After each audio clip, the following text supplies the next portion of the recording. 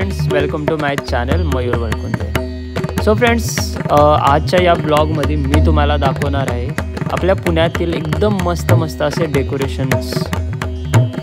तर पहिल्यांदा आपल्याला एंट्री जी करायची ना ती शनिवार वाडापासून एंट्री करायची। आता तर सध्या प्रचंड गर्दी आहे शनिवार रविवारमुळं।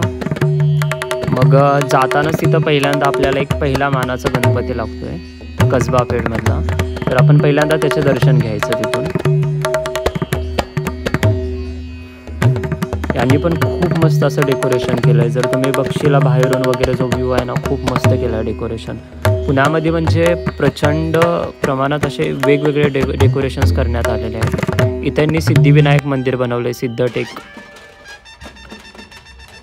त्यानंतर पुढं चालत गेलं की आपल्याला वेगवेगळ्या प्रकारचे अजून दर्शन बघायला मिळतील। इथं नाना हौदवाल्यांनी इथं एक केदारचं एक प्रतिकृती बनवली आहे।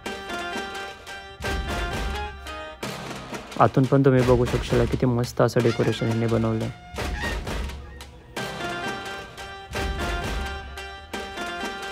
त्यानंतर इथून श्रीमंत दगडूशेठ हलवाई आपला गणपती जो आहे त्याची कमान लागते। ह्या कमानीपासून आतमध्ये एंट्री केली की इथून दर्शन लाईन सुरू होती।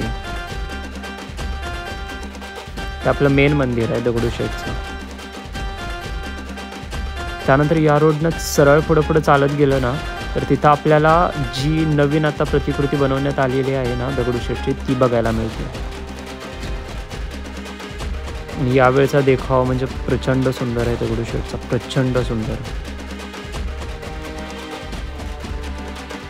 यावर्षीची श्रीमंत दगडूशेठ हलवाईची जी आपली प्रतिकृती बनवण्यात आली आहे ना ती जटोली शिव मंदिरची बनवण्यात आलेली आहे। म्हणजे पूर्ण हिमाचल प्रदेशचं जटोली शिव मंदिरच इथं उतरलं आहे असं वाटतंय।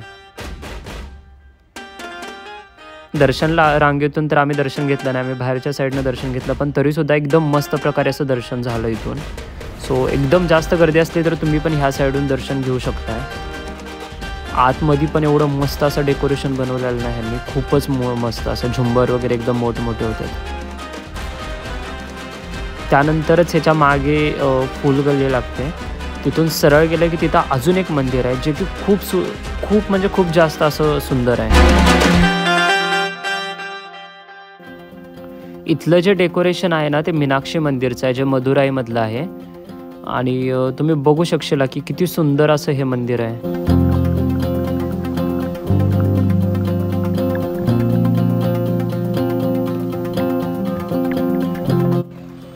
यानंतर सर्वाधिक गर्दी खेचणारा पुण्यातील देखावा म्हणजे छत्रपती राजाराम मंडळाने साकारलेला हा दुर्गियाना मंदिराचा देखावा। या मंडळाने अतिशय आकर्षक प्रकारे या दुर्गियाना मंदिराची प्रतिकृती साकारलेली आहे। ते अगदी सेम वाटते। इथं पण प्रचंड गर्दी होती, तुम्ही बघू शकता इथली गर्दी। भव्य अशा प्रवेशद्वारातून आत गेल्यावर आपल्याला समोरच हे सुंदर मंदिर दिसते। पायऱ्या चढून वर गेल्यावर पाण्याच्या मधोमध आहे हे मंदिर।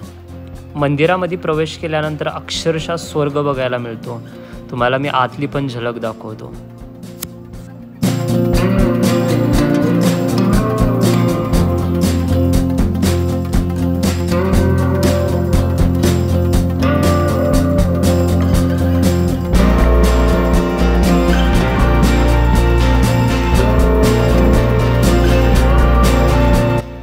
तुम्ही आतलं पण आर्किटेक्चर बघू शकताय की किती सुंदर अशा प्रकारे यांनी केलेलं आहे।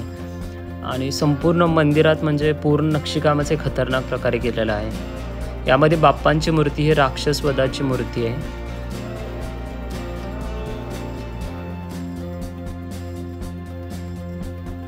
बाहेरून तर तुम्ही बघू शकशीला की म्हणजे पूर्ण असं गोल्डन टेम्पल दिसतं हे। इथं पण प्रचंड गर्दी होती, पण खूप सुंदर अशा प्रकारे इथं त्यांनी पूर्ण कमिटी मेंबरनं पूर्ण असं चांगल्या प्रकारे केलं होतं त्यांनी। इथलं दर्शन घेतल्यानंतर आम्ही पुढच्या पॉईंटला गेलो, जे की आमचं पुढचं दर्शन घ्यायचं होतं। जाताच आम्ही महाकालेश्वर महादेव उज्जैन नगरीमधलं जे मंदिर होतं त्याचं एक दर्शन घेतलं। इथं पण खूप असं सुंदर असं मंदिर दिसत होतं हे।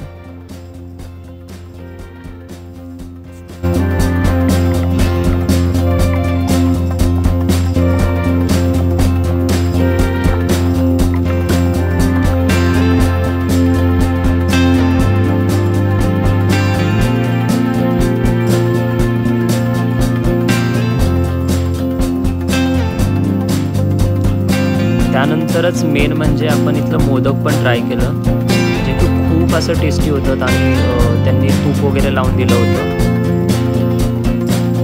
सो बाप्पांचं दर्शन घ्यायला आलं म्हटलं मोदक तर पाहिजेतच.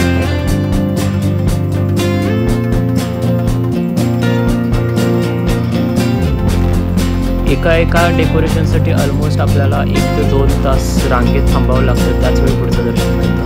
इथं पण श्री केदार देवाचं जे होतं ते मंदिर होतं, ते पण खूप मस्त होतं, त्याचं पण दर्शन घेतलं.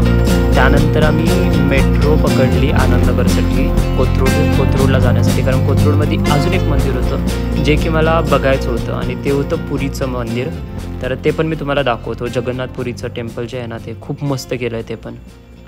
तर ट्रॅफिक वगैरे असल्यामुळं आम्ही तर कारनं किंवा बाईकनं प्रवासच केला नाही, त्याच्यामुळे आम्ही डिरेक्टली रिक्षा किंवा कॅब हे करून आम्ही पूर्ण दर्शन घेतलं. इथून मेट्रो केली, मेट्रोमुळं लवकर म्हणजे 10 ते 15 मिनटातच आपलं अंतर कव्हर होईल म्हणून. आणि फर्स्ट टाईम माझा मेट्रोचा एक्सपिरियन्स होता, तो पण खूप चांगला होता, मस्त होता एक्सपिरियन्स. आम्ही आता वाट बघत होतो मेट्रोची.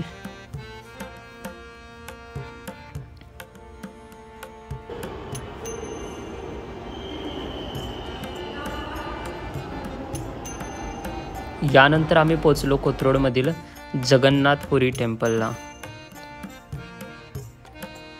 आणि इथला पण व्ह्यू तुम्ही बघू शकशील, किती सुंदर असा होता. खूप मस्त असं डेकोरेशन ह्यांनी केलेलं जगन्नाथ मंदिराचं, खूप मस्त. तर मी तुम्हाला आतून पण दाखवतो. इथं पण ऑलमोस्ट लाईक हाफ अँड आवर लागला आम्हाला दर्शन घ्यायला, पण आतमध्ये गेल्यानंतर तुम्ही नुसती वाईब बघा आतमधली, इतकी मस्त होती ना.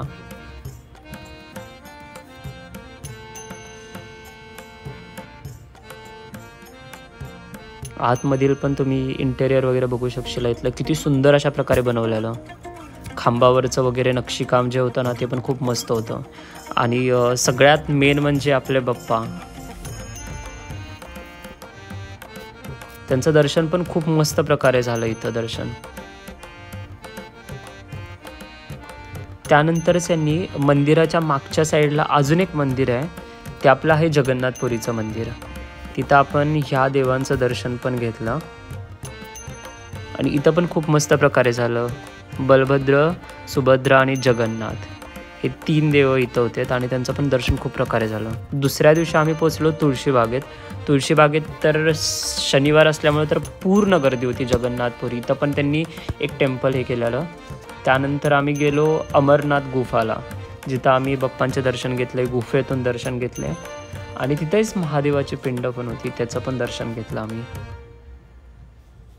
त्यानंतर इथलं दर्शन केल्यानंतर आम्ही थेट गेलो पुढच्या दर्शनाला आणि ते तर खूप मस्त होतं, म्हणजे ते बघितल्यावरच तुम्हाला कळेल. ते होतं आपलं तुळजाभवानीचं मंदिर. ह्याची प्रतिकृती तर पूर्ण असं वाटत होतं की आपण तुळजापूरमध्येच गेलो आहे.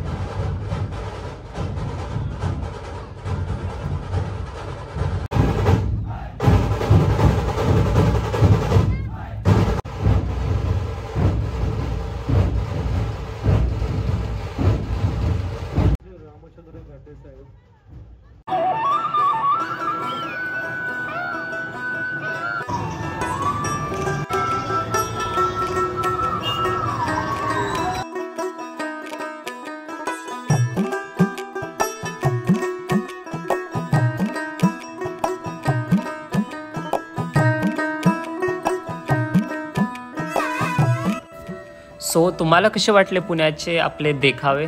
जर तुम्हाला व्हिडिओ आवडला असेल तर लाईक करा, शेअर करा आणि सबस्क्राईब करा आणि अशाच नवीन नवीन व्हिडिओसाठी आपल्या चॅनलला नक्की विजिट करा.